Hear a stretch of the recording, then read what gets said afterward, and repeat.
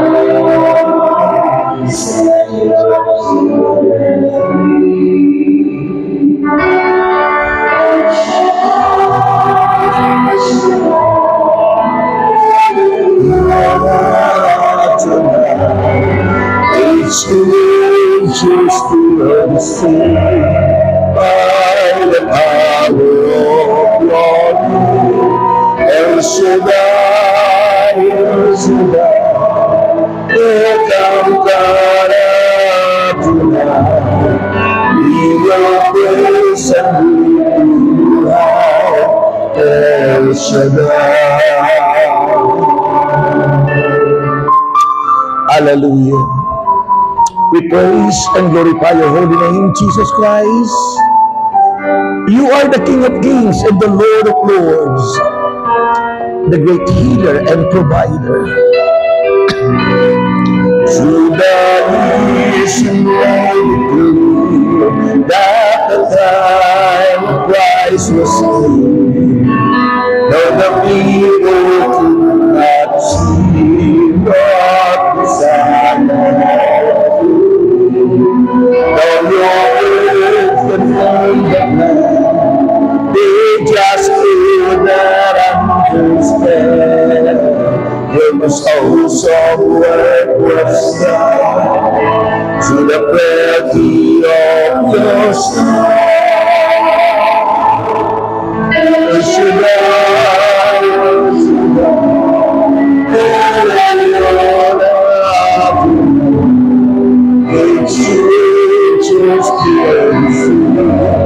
By the power of your name, El Shaddai, El Shaddai,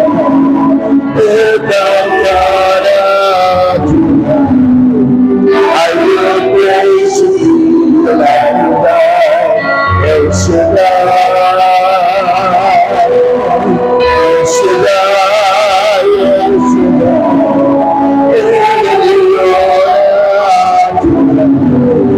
instruments by the power of love. El Shaddai, El Shaddai, without God tonight, I will praise you right now, El Shaddai.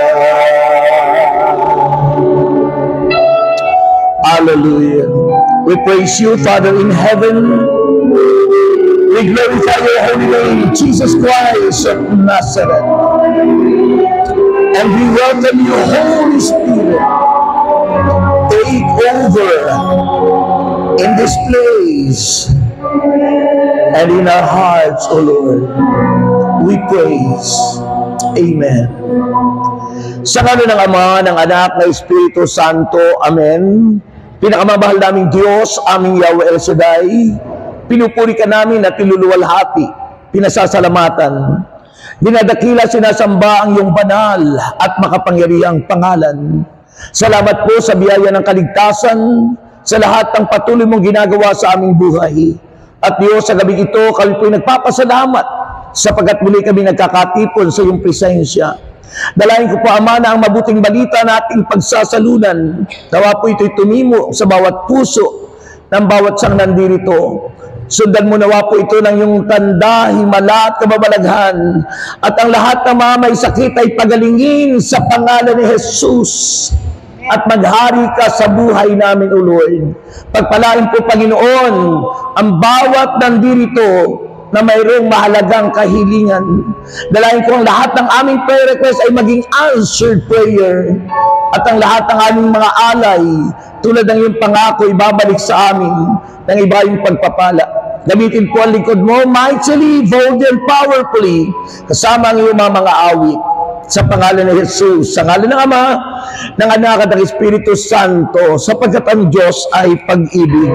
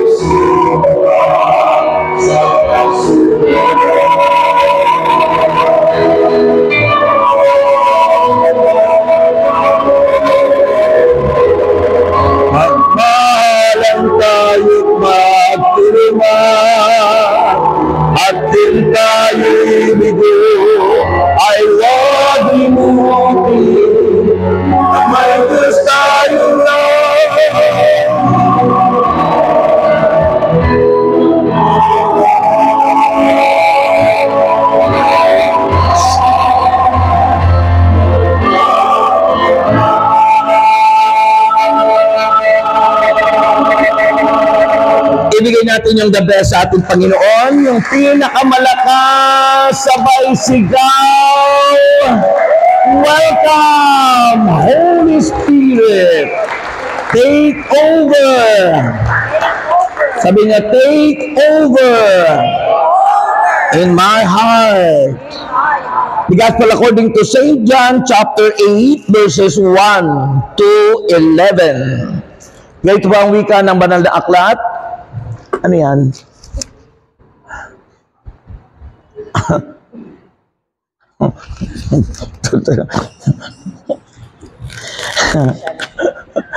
Okay. Gospel according to St. John chapter 8 verses 1 to 11. Si Jesus naman ay pumunta sa bundok ng mga Olibo at kinabukasan maaga pa ay nagbalik na siya sa templo. Lumapit sa kanila ang lahat ng mga tao. Umupo siya at nagsimulang magturo. Dumating noon ang mga tagapagturo ng kautusan at mga Pariseyo na may dalang isang babaeng nahuli sa pangangalo niya. Iniharap nila ito sa karamihan at sinabi kay Jesus, Guro, ang babaeng ito'y nahuli sa aktong pangangalo niya. Ayon sa kautusan ni Moises, dapat batuhin hanggang sa mamatay ang tulad niya. Ano naman ang masasabi ninyo? Itinatanong nila ito upang subukin siya at nang may maiparatang sila laban sa kanya. Ngunit yumuko lamang si Jesus at sumulat sa lupa sa pamamagitan ng daliri. Patuloy sila sa pagtatanong, kaya tumayo si Jesus at nagsalita, ang sino man sa inyo na walang kasalanan ang siyang maunang bumato sa kanya. At muli siyang yumuko at sumulat sa lupa. Nang marinig nila iyon, sila'y isa-isang umalis simula sa pinakamatanda. Iniwan nila ang babaeng nakatayo sa harapan ni Jesus. Tumayo si Jesus at tinanong ang babae, nasaan sila? Wala bang humahatol sa iyo? Wala po, Ginoo, sagot ng babae. Sinabi ni Jesus, hindi rin kita hahatulan. Umuwi ka na at mula ngayon ay huwag ka nang gumawa ng kasalanan. Mga kapatid, ang mabuting balita ng ating kaligtasan. Ayun, sabi ni Dado, itaas na daw ninyo ang inyong prayer request. Taas nyo na daw po ang inyong prayer request, sabi ni Dado. Pinangungunahan ako. Okay, taas nyo na po. At pagkatapos, tapos na tayo. Okay, sama na rin natin sa panalangin. Baka makalimutan ko pa ito, Sister Josie Ignacio Jonas Marnito at Rafael Topacio Jr. We pray for them kung ano man po ang kanilang mga problema, karamdaman man, pikling, may ginagawa na ang Diyos sa mga oras na ito. Taas po ang lahat ng yan at manalig po tayo na ang inyong mga prayer request ay answered prayer na. Ama naming Diyos, kami nagpapasalamat sapagkat kami po'y natututong sumunod sa kalooban mo. Mangyari nawa, Panginoon, ang nais mo sa aming mga kahilingan at umaasa kami, Lord, na ang lahat ng kahilingan ito ay tinugon mo na. Pagpalain din po ang aming mga alay, mga handog at tinangkin na po namin na kami lahat ay tagumpay. Sa ngalan ni Jesus, let us give thanks with a grateful heart of Jesus. Kolektahin na po ang mga prayer request. Pwede na pong kolektahin. With a grateful heart, give thanks. Dago, wag mong pakialman yung ano ko.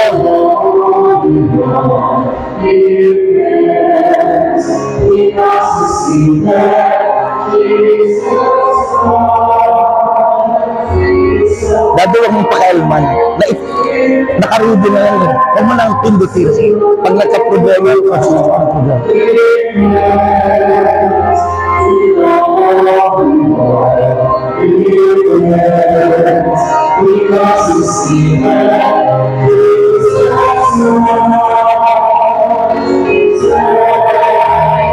And now let me say I am strong. Let the poor say I am free because of what the Lord has done for us.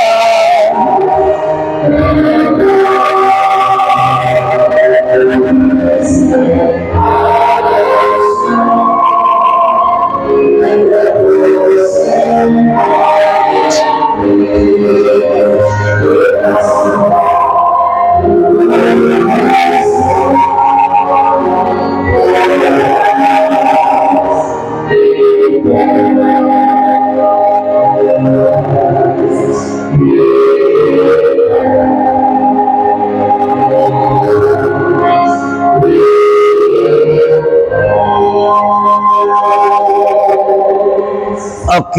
nakolekta na po lahat. O mayroon pa dito, oh. Mayroon pa sa isang gilid. Ayan.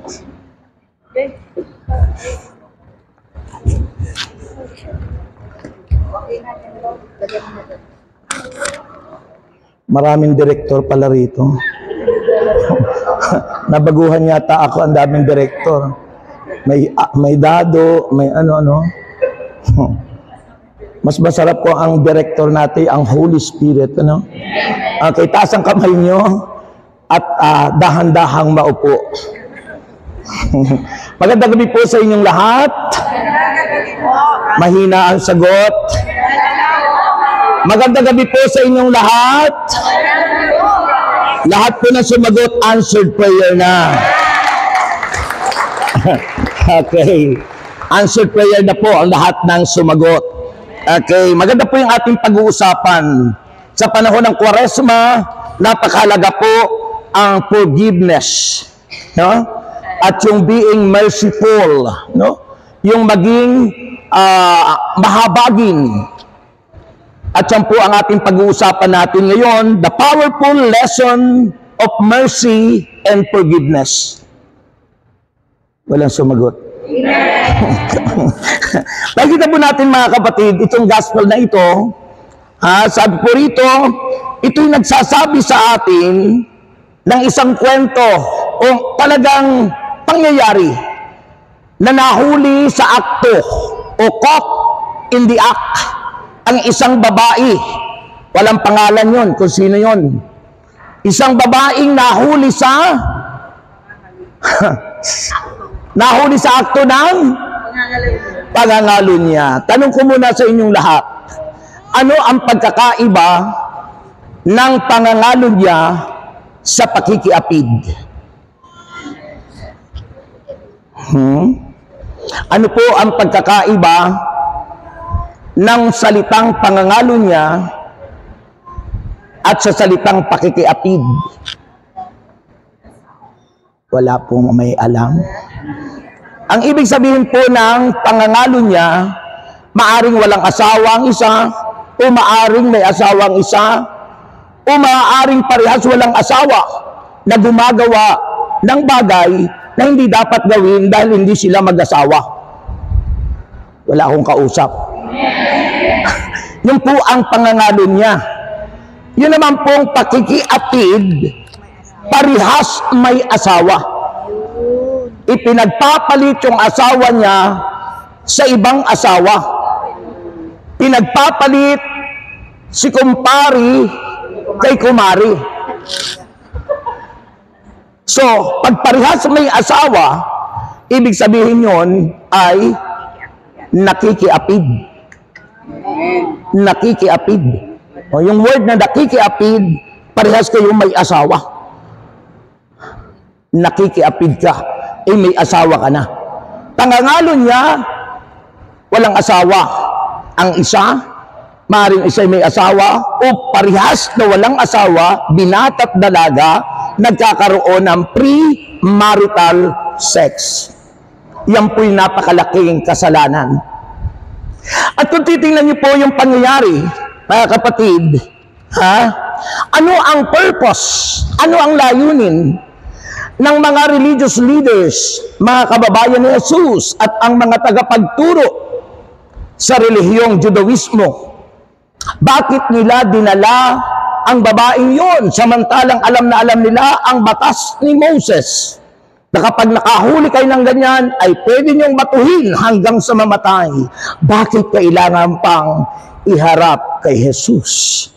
Nandun na po sa ating binasa, ang sabi ron, ito'y isang trap para hulihin, siluin si Kristo at mabutasan para kanilang kasuhan at ipapatay. naghahanap ng butas sa Panginoon. Kaya itong dalhin yun, so it is a trap. For Jesus. Sabi ng verse 5 and 6, pakinggan nyo, sabi niya rito sa verse 5 and 6, ayon sa kautusan ni Moises, dapat batuhin hanggang sa mamatay ang mga katulad niya. Ano naman ang masasabi ninyo? Tinatanong nila si Jesus. Itinatanong nila ito upang subukin siya at nang may maiparatang sila laban sa kanya. Ay bakit po kaya? Kasi pag sinabi ni Kristo, o sige, batuhin yan dahil yan ang batas ni Moses, ang sasabihin nila, oy, walang awa itong taong ito, hindi Diyos yan. Hindi yan maawain, hindi mahabagin, pinababato para mamatay. Pag naman sinabi ni Jesus na huwag, sasabihin nila ay lumalabag sa batas ni Moses. Lumalabag. Kaya't ano ang ginawa ni Jesus? Nag-isip, yumuko, nagsulat sa lupa. Kayo po ba minsan pag magdidesisyon at tinatanong, nag-iisip po ba tayo? Sabi ng aming profesor sa CDW, ang taong hindi nag-iisip ay hindi tao. Sister Glenn. Yes po.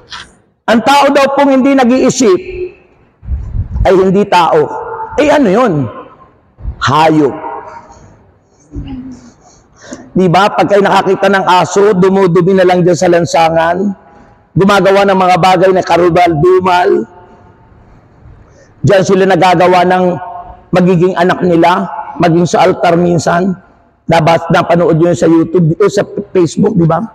Nagsisermon si Father, tapos yung dalawang aso nag-aanuhan doon sa ano. Ay ang sermon pa naman ni Father ay tungkol sa demonyo. Nung makita niya, demonyo pumasok dito sa ating altar, ang demonyo. Kaya pag hindi po tayo nag-iisip, at di ginagamit ang isip, hindi tayo tao. Hindi pa ako sabi nun, professor namin sabi nun. Professor din siya sa UST. Si Kuya Manny Batuon. So, makikita niyo po mga kapatid, mahalaga yung isip. Anong ginawa ni Kristo? Yumuko, nagsulat, tanong, ano ang isinulat ni Jesus sa lupa? Kung sinong walang kasalanan siya. Ay hindi, sinabi na nga po yun eh. Yung isinulat ng Panginoon. Alam mo, ang isinulat ng Panginoon, bago niya sinabing, so sino sa inyo ang walang kasalanan? Siya ang bumato. Ang isinulat doon ay Romans chapter 3 verse 23. Sabi sa Romans chapter 3 verse 23, lahat ay nagkasala. Walang sino mang karapat-dapat sa paningin ng Diyos. Lahat makasalanan. Lahat nagkasala. Amen. Sino sa inyo ang walang kasalanan? Sabi nga ni Father Sunny, pag nagmimisa, huwag mo na pong tingnan ang aming lihim at paulit-ulit na pagkakasala. Ano kaya yun sa mga babae at sa mga lalaki? Sabi ko, ako po ay nagkumpisal kay Father Sunny, harap-harapan. Sabi ko, Father Sunny, I always blessed and touched and convicted in your word. Doon sa sinasabi mo, na lihim at paulit-ulit na pagkakasala. Wala pong taong hindi nagkakasala. Sabi nga lahat ay makasalanan. At may mga tao, hindi ko sinasabing lahat, pero almost, mayroon tayong mga lihim at paulit-ulit na ginagawa. Maaring pagkachismosa ng taong, maaring yung pagtaya sa loto.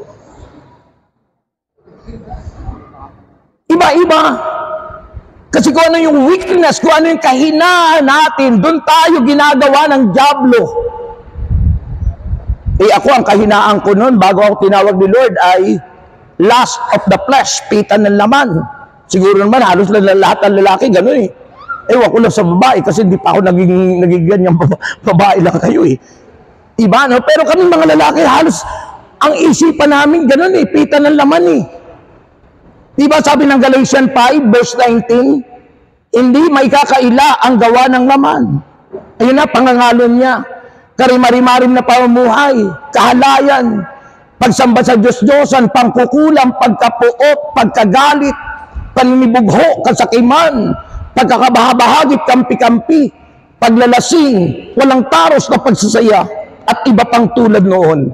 Tulad ng shabu, marijuana, sigarilyo. Ando na po yung paglalasing eh, nakasulat.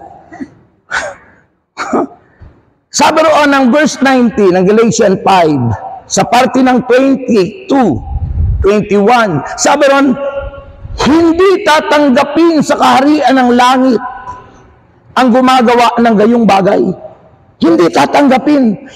Alin man dun sa nabanggit, pag tayo hindi nagbalik loob, hindi nagsisi, hindi tumalikod sa kasalanan, tiyak, impyerno ang ating pupuntahan. Wala akong kausap. Sinong gusto sa langit? Naku, tipid na tipid ang sigaw nila. Sinong gusto sa langit? Pag ang sigaw ko, sinong gustong yumaman ng lalakas ng sigaw? Pagpatunan langit, siyempre pag sa langit ay magpapakabuti ka, magpapakabait ka, susundin mo yung kalooban ng Diyos, dahil walang makapapasok sa langit na hindi sumusunod sa kalooban ng Diyos. Kaya mahalaga. Anong ginawa muli ng Panginoon sa trap na yon? Sabi ko ng Panginoon, mga kawad kay Kristo, ito ang sabi ng Panginoon, Jesus responds. Ano ang tugon ng Panginoon sa kanilang mga tanong? Sabi number 7, patuloy sila sa pagtatanong, kaya't tumayo si Jesus at nagsalita.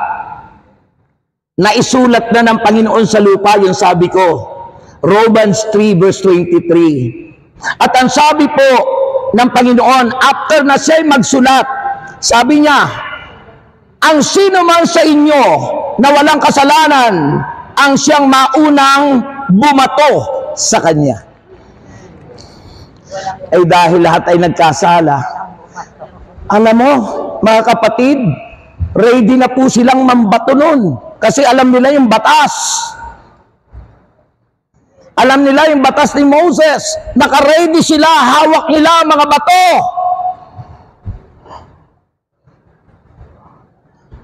Ay napahiya sila. Napahiya sila sa sinabi ni Jesus. Hindi nila nasilo ang Panginoon. Kaya anong ginawa ng mga tao? Isa-isa silang umalis. At ang unang umalis ay ang pinakamatanda sa kanila.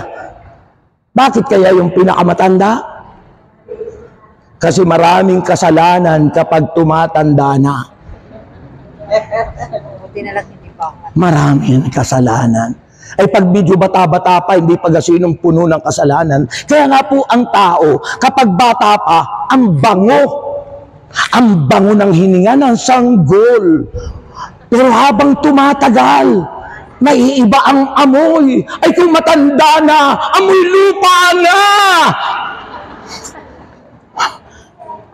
Kasi dumadami yung kasalanan natin. Nabubulok tayo. At ang kasalanan ang siyang dahilan ng pagkabulok ng tao. O di ba? Kung hindi nagkasala ang tao, tayo ba'y may kamatayan? May pagka-decade ba o may pagkabulok ang tao? Wala. We are like God. Dahil tayo ay nasa nature of God on that time. Pero nung nagkasala ang tao, the fall of man, nung bumagsak ang tao, naging human nature instead of divine nature, naging tao na nabubulok. Sana hindi natin problema ang ataol. Hindi natin sana problema ang damit. Wala sanang usong mall. Wala sanang SM. Walang Robinson. Walang Ayala Mall. Kasi wala namang damit. Walang sapatos. Lahat tayo'y nasa divine nature ni God.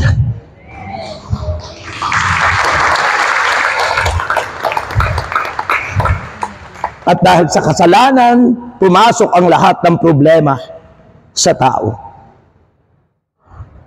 Kaya sabi ng Panginoon, o sino sa inyo ang walang kasalanan? Siya ang unang bumato sa kanya. Yung pinakamatanda sa kahihiyan niya ang ginawa. Sabi ng isang paring narinig ko sa kanyang preaching sa gospel na ito, sabi niya, dahil sa kahihiyan ng mga taong yon, unti-unti silang umalis, hawak ang bato, kinukuskus sa kanilang hita. At nung malayo na kay Kristo, saka lang binitawan yung bato at umalis silang lahat. Sabi nung nag-preach na yun na isang pari, at doon nag-umpisa ang alamat ng panghilod.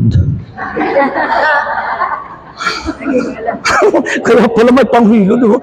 Kasi sa kasalanan, dumudumi yung tao kay nahilurin mo.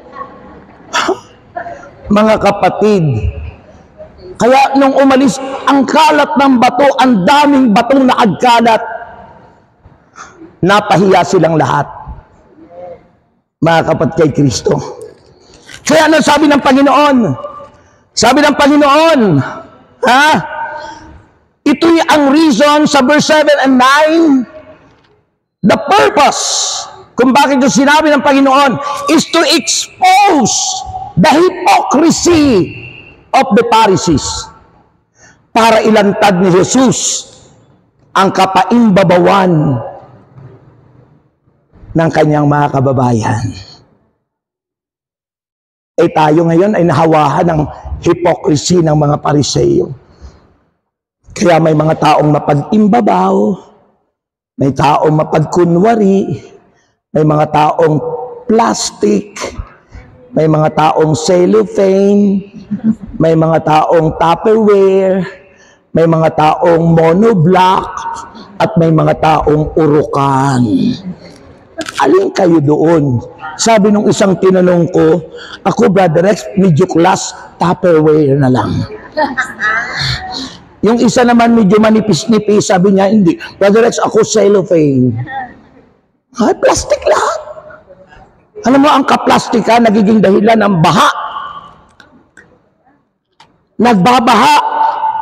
Hindi sa baha ng tubig, kundi baha ng kasalanan ng mundo na nakaka-impluwensya sa lahat ng tao. Kaya ang dami ngayon nag-aaway sa kalsada, nagbabarilan because of bad influence.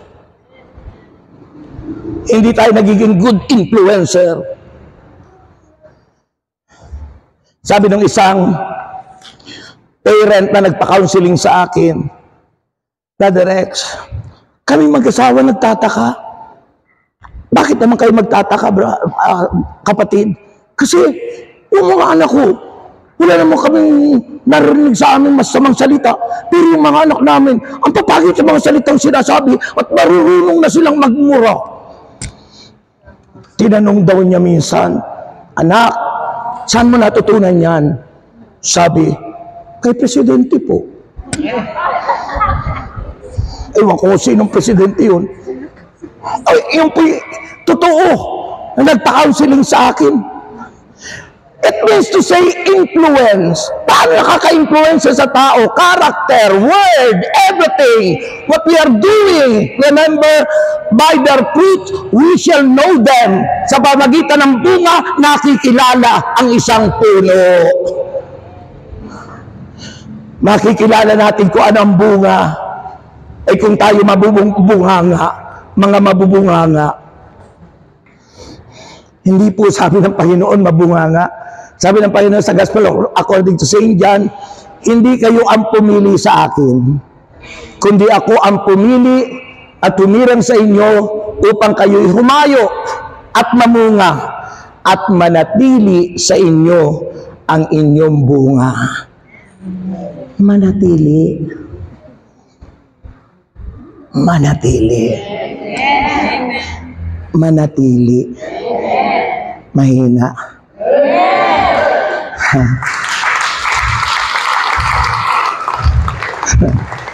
Alam niyo po, bilang mga ngaral, from the very beginning na ako po yung nakasama rito sa ministeryong ito, lahat po ng nagiging leader ng bansa, inirerespeto natin kung sino yung inilagay ng Diyos. Sabi ng Romans 13. Nung past president natin nakaraan, nirespeto natin. Ngayon, nirespeto natin. Yung mga nakaraan, nirespeto lahat natin.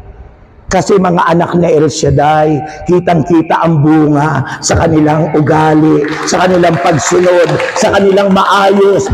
A good influencer! Be a good influencer to your family, to your husband, to your wife, to your children. Kung sabihin nyo, like father, like son. Ngayon, hindi lang, like father, like daughter. Kung tayo, may mga anak, kung ano yung ating ginagawa, yun din yung ating mga anak. Kaya dapat po, isipin natin. At ang tao hindi nag-iisip, hindi tao yun. Mahina.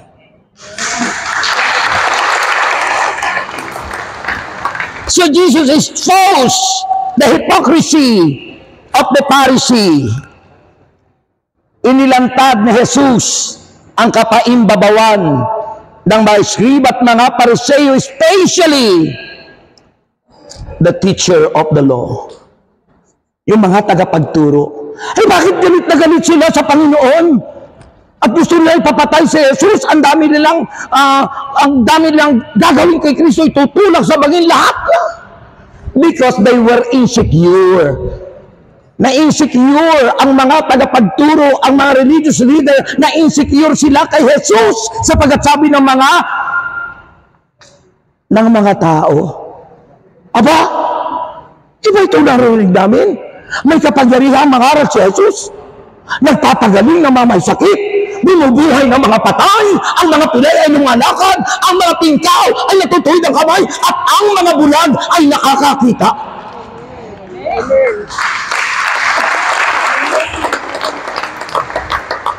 At na-insecure sila. At dahil sa insecurity, pinlano na nila na patayin si Jesus. Ay, di ba ganyan tayo?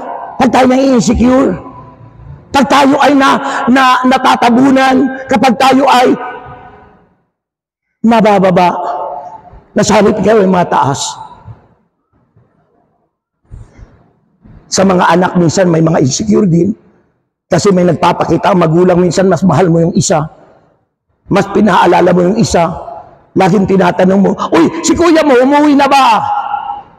Ay yung bunso, hindi malang tinatanong, uy, nasaan na, umuwi na ba si bunso? Nagsisilusan. Dapat, sabi ng Diyos, all is fair in love. Patas dapat, ano? Amen? Ayun po, mga kapatid. At inihayag din ng Panginoon the message of mercy and forgiveness. Sabi ng verse 10, sabi po ng verse 10, ito ang sabi ng verse 10, and 11, tumayo si Jesus, kasi nag-alisan sila na eh. Tumayo si Jesus at tinanong ang babae, nasaan sila? Wala bang humahatol sa iyo? Sabi ng babae, wala po, Ginoo. Sagot ng babae. At sinabi ni Jesus, si Jesus na may karapatang humatol, si Jesus na may karapatang humusga, mag-judge. Pero sabi ni Jesus, hindi rin kita hahatulan. Umuwi ka na at mula ngayon ay huwag ka nang gumawa ng kasalanan. Tayo mga tao, minsan daig pa tayo ng hukom. Tayo ang mas nauunang humahatol sa ating kapwa. Tayo, di natin alam mga punot dulo ng mga pangyayari, hinuhusgahan na at hinahatulan na natin ang kapwa natin. Amen. Yun po ang introduction ko sa ating talk. And now, the message. The powerful lesson and the powerful message in this gospel. Number 1. Ano ang unang powerful lesson sa gospel na ito? It is the universality of sin. The universality of sin. Lahat makasalanan. Lahat nagkasala.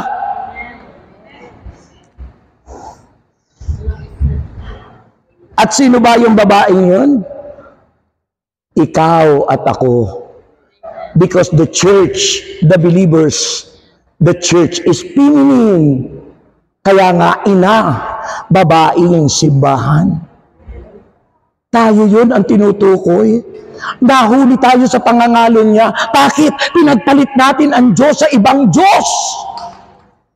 Pinagpalit natin si Kristo sa ibang Diyos-Diyosan.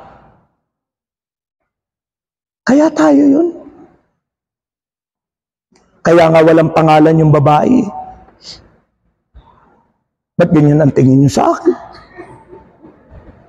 Hindi niyo ba na-realize na tayong tinutukoy doon? Mga tao. Dapat tayo lahat babatuhin. Dapat tayo nakapako sa krus. Dapat tayo nagpasaan.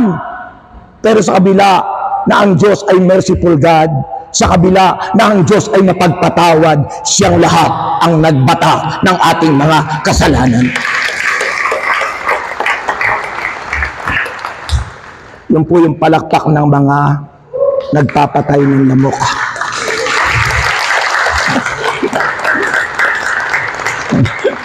Kailangan makaka-glorify sa Lord, ano? So yun po yun. So the first lesson is exposing the universality of sin. Walang hindi nagkasala.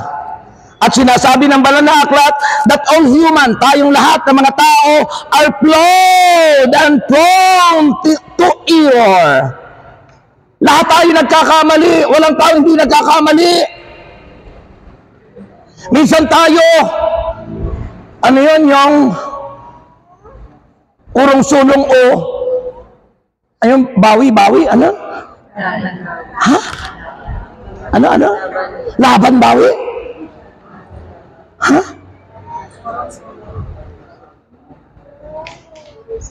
Tayo ganun minsan eh, mga tao. Ha? Natatangay tayo sa kunting sayaw lang, ibubuto mo na. Kunting bigay lang ng kung ano, ibubuto mo na. Mag-isip ka naman. Ang Congress at ang Senate, hindi yun drama studio. Ang Congress at saka Senate, hindi yun theater para magdrama doon, para mag-game show doon. Pagkatapos sisisihin natin yung ano nangyayari sa bansa. Kasi hindi tayo nag-iisip. Gamitin po natin ang isip natin. Pag hindi natin ginamit ang isip natin, darating ang panahon, sasabihin mo na naman, ganito, ganito, ganyan, ganon. Ang mahalaga, mag-isip, magdasal, at hingin sa Diyos ang guidance ng Espiritu Santo. You know why? Because human are flawed and prone to error. Judgment should be tempered with compassion and understanding. Bago tayo humusga, mag-isip, bago tayo gumawa ng mga bagay-bagay, isipin nating mabuti kung ano yung gagawin natin. Baka hindi ka lugod-lugod sa Diyos. Baka hindi tama. Kaya we ask for guidance at hindi tayo magkakamali kapag ang naggabay sa atin ay ang Espiritu Santo. Ang hina. Amen! Amen! Ha? Kailangan na mag-isip at hindi agad humuhusga. Nung nakaraang gospel, nung nakaraang Sunday, ano yung gospel natin, Sister Glenn? Ang gospel natin nung last Sunday ay the prodigal son. Yung alibughang anak. Tingnan mo yung tatay. Hinusgahan ba yung kanyang bunsong anak? Nang husga pa nga yung panganay. Nung bumalik yung bunso, unang-una hingin ang mana. Nagdalawang salita ba yung tatay? Binigay. Hindi nag-question. Hindi sinabing, anak, bakit mo hingin agad yan? Mag-aasawa ka na ba? Ibinigay. At dinasto lahat sa masamang babae. Ha? Pinagbili. Pagkatapos ng ubos na, nagbalik. Yung tatay, nung bumalik, nag-question ba? Di pinagalitan ba? Sinabihan ba? Hindi! Ayun, napanood ko sa Facebook. Ang dream ng mag-asawa, yung anak nila maging cum laude. Maging, ano yan? Yung pinakamataas?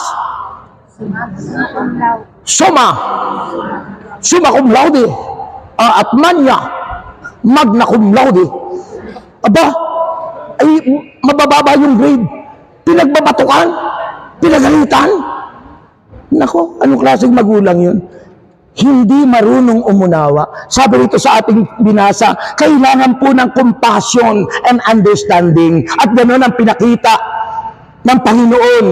At ganoon din pinakita ng mama doon sa tatay ng prodigal son. Inunawa niya. Naging maunawain. Kung tayong lahat ay magiging understanding, kung tayo lang ay magiging compassionate sa bawat pamilya natin, tinitiyak ko po sa atin ang awiting, mawawala ang galit sa mundo.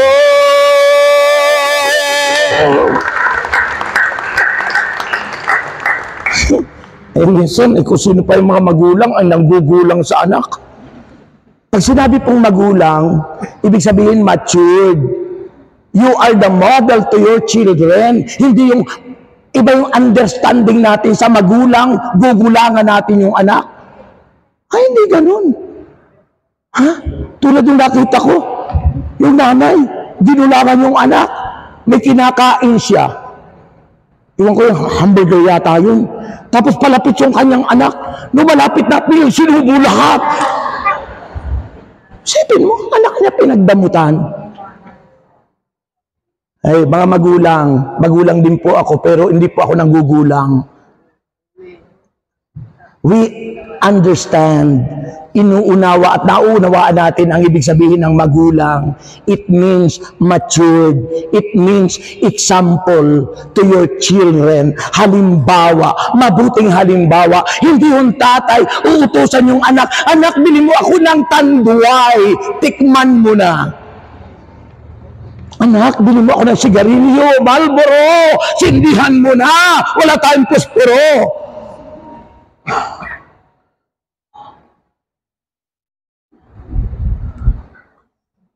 Wala akong kausap. Lahat po tayo nagkakamali, walang hindi.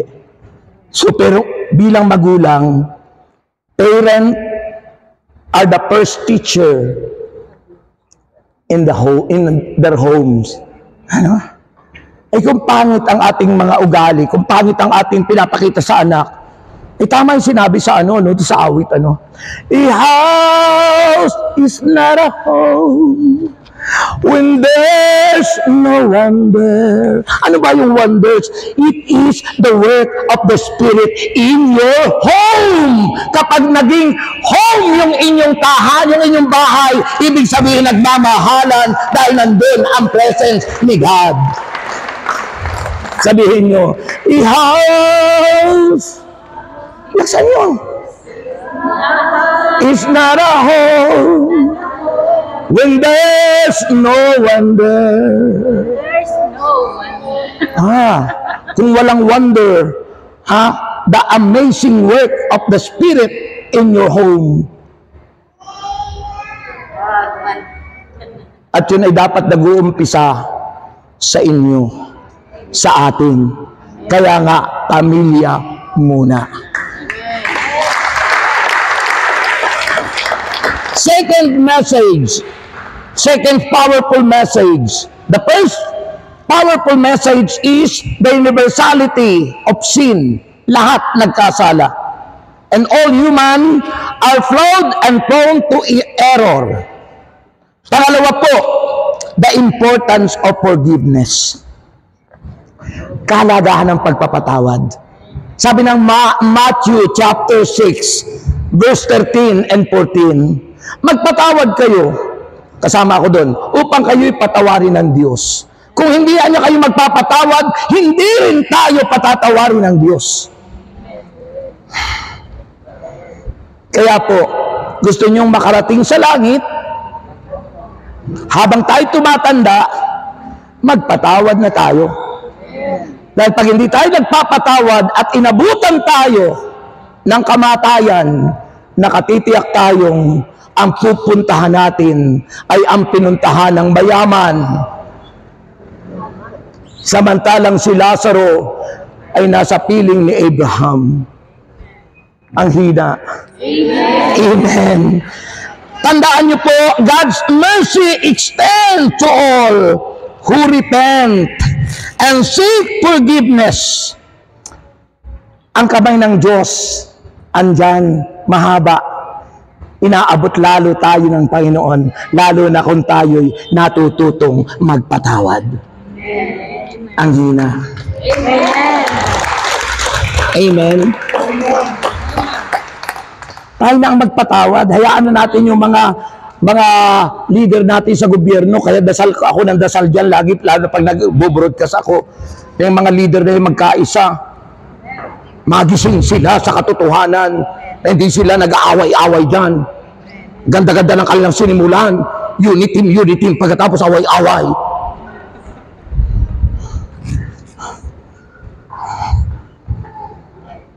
Ang papel natin magdasal.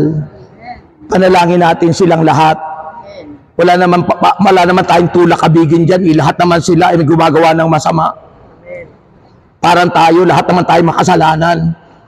Walang banal, sabi ng Bible, no one is holy except God, no one is righteous except the Lord.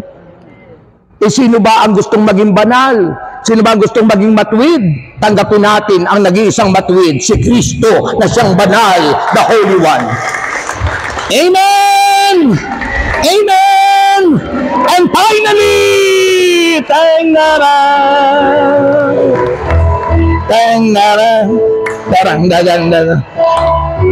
anong kagalakan sa tingga ko'y nakikinig. Nalaman ko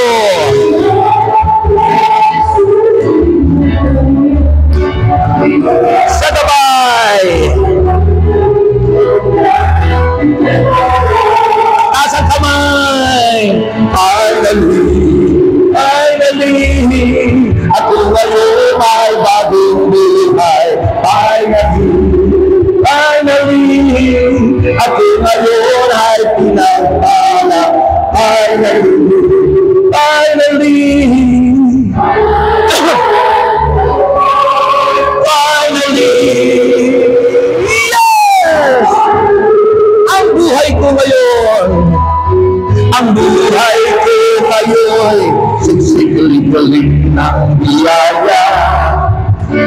may pagsilit man ay hindi antala.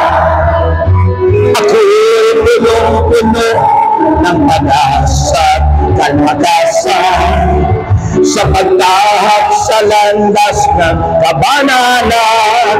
Finally, ako ngayon. Finally, ako ngayon ay nagiganda.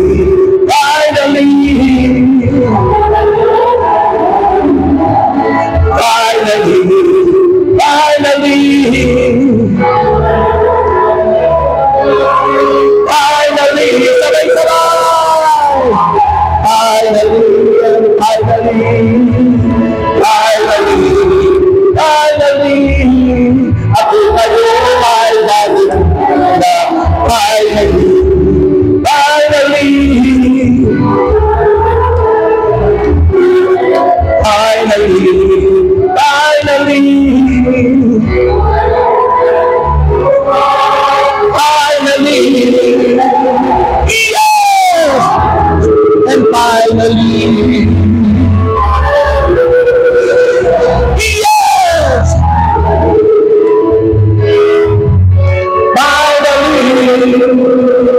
Yes! Sabi nyo, lahat ng sumigaw, may bonus kay Lord. Yan. Lahat kayo may bonus sa Lord. So, the powerful message in this gospel, first is the universality of sin. Secondly is the importance of forgiveness. And the third is, sabi ng Bible, the third is, the danger, ang panganib, the danger of hypocrisy. Sino sa inyo ang mapag-imbabaw pa, mapagkunwari? Sabi doon sa kanyang asawa, wala kang puso! Pag nasabihan ka ng asawa mong wala kang puso, ibig sabihin, hindi na madama ang pag-ibig, ang malasakit, ang concern. Baka mas may concern ka doon sa kumari mo kaysa sa asawa mo. Kaya pag sinabihan ka, wala kang puso, wala ka lang oras sa amin, gabi ka na lagi nadating. Ayun. Hypocrisy. Kapaimbabawan. Sabi ng Bible, judging others, kapag tayo nag-uhusga sa iba, while ignoring our own failing, is hypocritical and unproductive. Yung bang tayo husga ng iba, puna ng ibang tao, di mo nakikita ang pangit ng ugali natin. Nakikita natin yung iba, para baga tayo gumagamit ng teleskopyo. Ang layo ng tingin, malayo ang tingin. Yun, telescope. Sa halip na gamitin ang microscope, andyan kitang-kita mo, manalamin ka. Sabi nga ng banal na kasulatan, di mo nakikita kung gaano kalaki yung troso sa iyong mata. Troso ang sabi doon sa translation. Pero puna ka ng puna doon sa iba. Kiso ganun ka, kiso ganyan ka. Maging dito sa ating bansa, nag-aaway-away ang mga supporter ng mga kandidato. Sipin mo yan? Ikaw ba'y namatay o pinatay? Ikaw ba'y ibibigyan nilang tulong? Mga kapatid, sarap ang buhay kay Yahweh El Shaddai. Mula nung ako'y nasa El Shaddai, ang sarap ng buhay. Dati ako'y squatter, dati ako'y pangit. Sabi ng iba nung narinig yun, Brother Rex, pangit ka pa rin naman hanggang ngayon. Sabi nung isang sister, Brother Rex, nakinig ko sa'yo, sabi mo, ikaw noon ay pangit, pero ang tingin ko ngayon sa'yo, pangit ka pa rin. Oo. Pag halimbawa kayo mag-aasawa, tanungin ko kayo, alin ang gugustuhin nyo? Pangit, na maganda ang ugali, o gwapo, o o maganda na pangit ang ugali? Anong gugustuhin nyo? Ha? Ha? Ano? Ayun! Sabi ko, pag ako papipiliin, pangit ang ugali, pero napaganda, dadalhin ko kay El Shaddai. 1 linggo yan, mababago ang ugali, maganda na. Pero yung pangit, kahit dalhin mo ng dalhin dito, hindi mababago yun. Pwedeng dalhin mo kay Belo. Purihin ang Panginoon. Purihin ang Diyos. Because in God, nothing is impossible. Magpahatigas-tigas ng puso ng tao, magpaasama-sama ng ugali. Kapag nakilala si Kristo, magbabago ang buhay niyan. Yan ang papel natin eh. Hayain natin sila. Kaya ako, alam mo sa totoo lang, ako po, pinagdadasal ko talaga lahat silang nag-aaway-away ngayong eleksyon. Kasi yan ang papel natin eh. Nabubulagan ang marami. Away dito, away doon. Pag nagbasa ka ng mga comment, ako, mai-stress ka. Ha? Kaya ang papel natin to pray for them, manalangin hanggat may hininga. At tinitiyak ko sa inyo, kapag tayo nanalangin, no ako nakarating na sa Panginoon, no ako ay nandito na sa gawain ng Panginoon, yung dating squatter, yung dating buhay ko, may sakit, may ulcer, may hepatitis, may enlargement of the heart, may rheumatic heart disease, may bara ang puso, nako, nung ilapit ko sa Panginoon at ialay ko ang buhay sa Panginoon, lahat ng sakit ko pinagaling ng Diyos. Ilang pinakamalaking himalang ginawa sa akin ng Panginoon, eh ako takot noon, baka ako biglang mamatay, kasi traitor ang sakit sa puso. Pero tingnan nyo ngayon, akala ko mamamatay na ako noon, pero ngayon, anong edad ko na? Sa December 1, 70 years old na ako. Pero sabi, Brother Rex, parang 39 years old ka pa lang. Sapagkat nothing is impossible with God. Ang Diyos ay nagpapabata. Ang Diyos ay kalakasan natin. At ang Diyos ang siyang naghihimala sa buhay natin. Sino gustong paghimalaan ng Diyos? Taas ang kamay. At sabihin mo ngayon sa Panginoon, Lord, created me a clean heart. Taas ang kamay. Sabihin mo kay Lord, created na clean heart, Lord.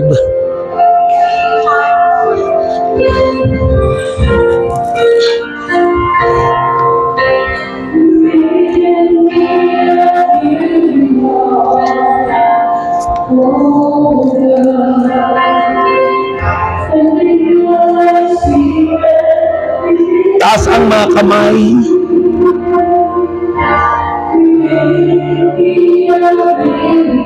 Oh God,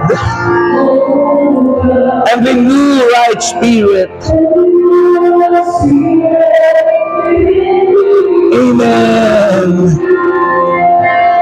Cast me not away from thy presence, O Lord. Take not thy Holy Spirit from me. Restore unto me the joy of my salvation, and renew thy spirit within me. Come on, give me, oh God, and renew right spirit within me. Create in me a clean heart, oh God, and renew right spirit. Come on, hallelujah. Cast me not away from thy presence, O Lord. Take not thy Holy Spirit from me. Restore unto me the joy of my salvation, and renew right spirit within me. Cast me not away thy presence, O Lord. Take not thy Holy Spirit from me. Restore unto me the joy of my salvation, and renew right spirit within me. And renew right spirit.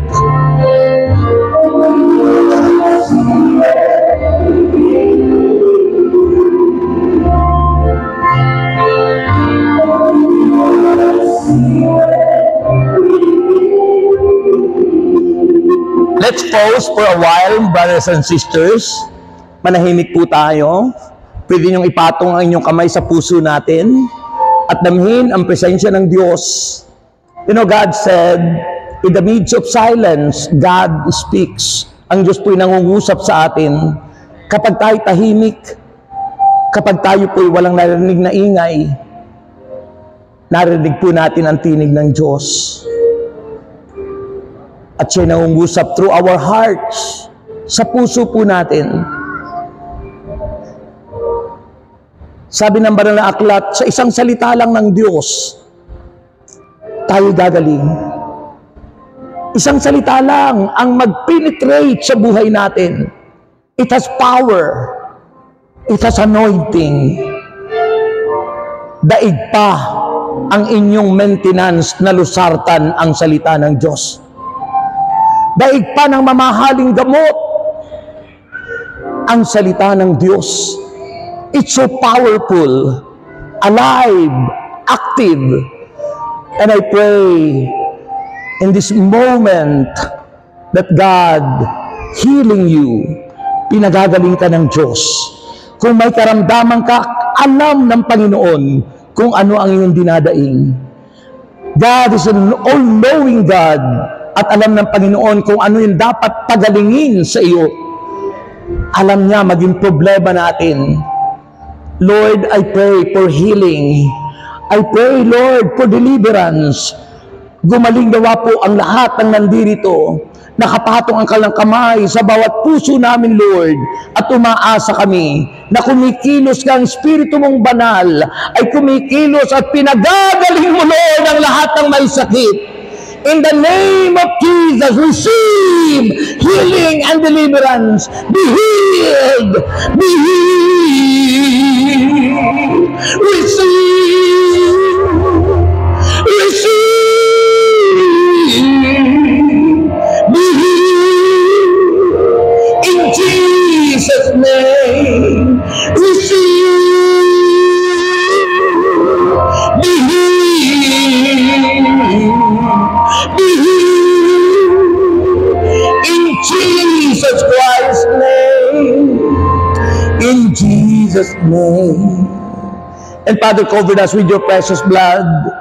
Make us holy, worthy, because you cleanse us, O Lord God, with your powerful words.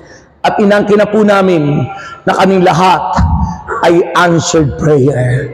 Sa ngalan ni Jesus, anong sagot? Purihin natin, palakpakan natin si Lord. Sabihin mo, I am healed. Magaling na ako. Sabihin mo, I am strong. Malakas na ako. Sabihin mo, I am good health. Wala akong sakit.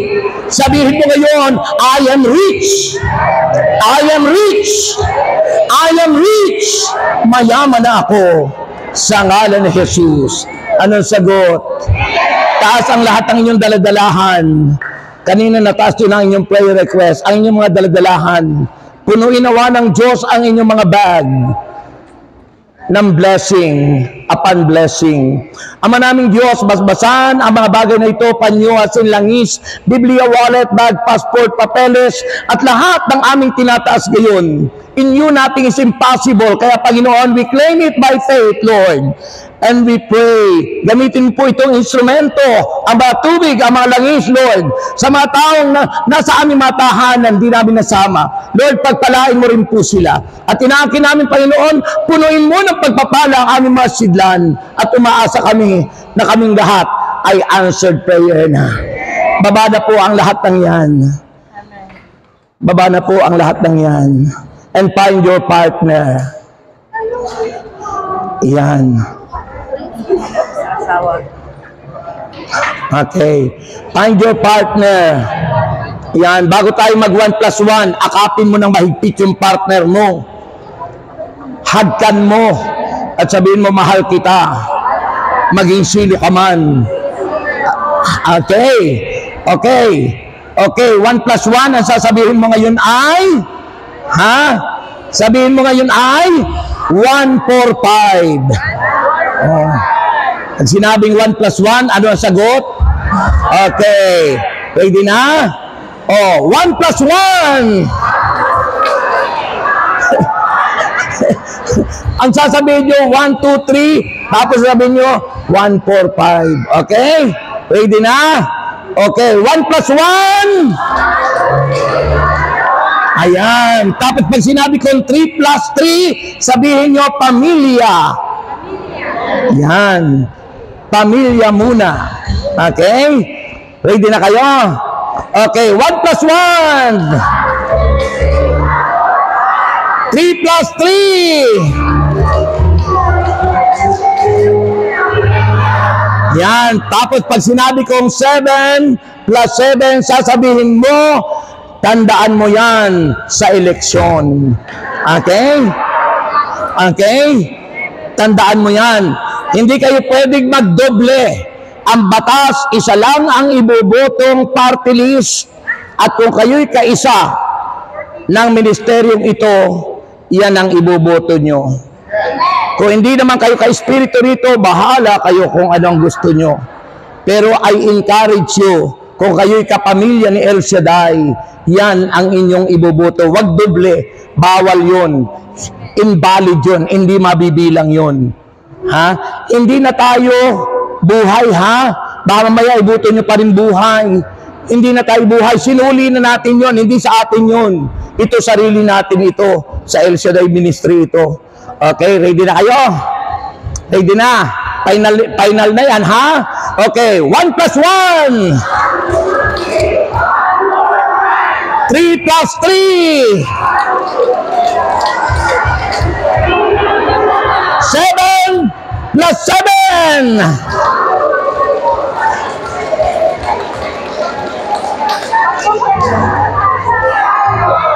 Wag mo kalilimutan sa eleksyon yan. Okay? Okay. Handa na kayo tumanggap ng bonus. Ihahagis ko na po yung bonus, 3 bonus. Ang sasabihin nyo naman ngayon, Jesus, ikaw ang tunay na kayamanan ko. Kasi sabi ng Biblia, kung saan nandun ang inyong kayamanan, nandun ang inyong puso. Kaya kung ang kayamanan natin talaga ay si Jesus, hawak ni Jesus ang puso natin. Okay? Ano sasabihin nyo? Jesus, ikaw ang tunay na kayamanan ko. Ayan, mag-isip na kayo ng 3. Sabagat 3 hagis ang sasabi ko. Ha? Mag-isip na kayo ng 3 mahalaga. Ako yung kahagis na Sir Bantida na yun, nakarating ako sa iba't ibang bansa. 25 countries ang napuntahan ko, 25. Pati na po yung mga pasyal namin ng wife ko. Narating ko na lahat, pati yung Vatican City, pati yung apelido ko, narating ko na. O, totoo, sa Los Angeles. O, kaya mag-isip kayo, walang imposible sa Panginoon. Okay? Ready na kayo? May the Lord God bless us all now and forever in the name of the Father. Father pa lang po. O, yan, bibilis naman nun. In the name of the Father, and of the Son, and of the Holy Spirit. Amen. O ng bonus, ito na! Pangalawang bonus, ito na! At finaling bonus, ito na! God bless you!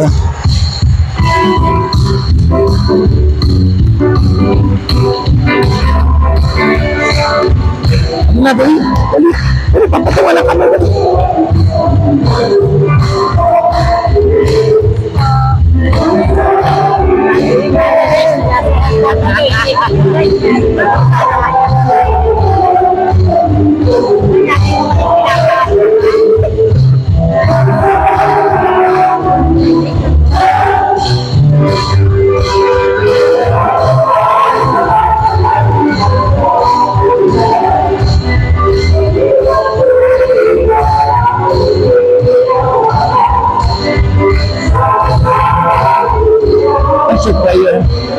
Answer prayer.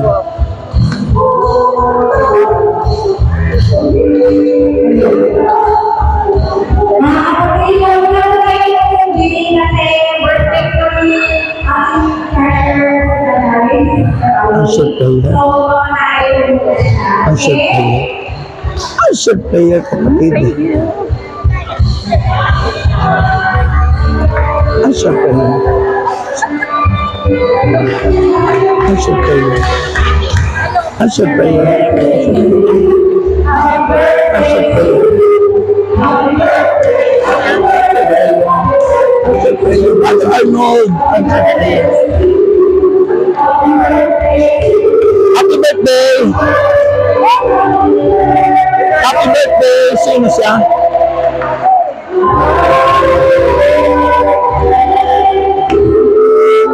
Answer prayer. Answer prayer, ha? Ay! May pahay ko mong tubig ko doon, naiwan ko. Answer prayer. Mas basang ka na. Happy birthday. Amen. Happy Hallelujah. birthday. Glory to God. Happy birthday. 70 na ako, Ay, brother. paano Ray. tayo? 17 ako sa December. Magkitad pala Yung tayo. basbasan ka ng Panginoon Amen. ng kapangyarihan, Lord. Ang kanyang kaarawan pa, mas Yes, marami Lord. pang dumating na kaarawan.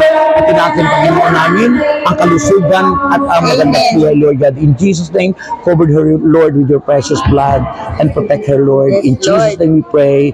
Amen. And amen. Brother Ray. Ano po yun? Ha? Itong, Akin na, pipirmahan ko na. naganda ako kasi para kayo marami umaten. Yung isa, Opo.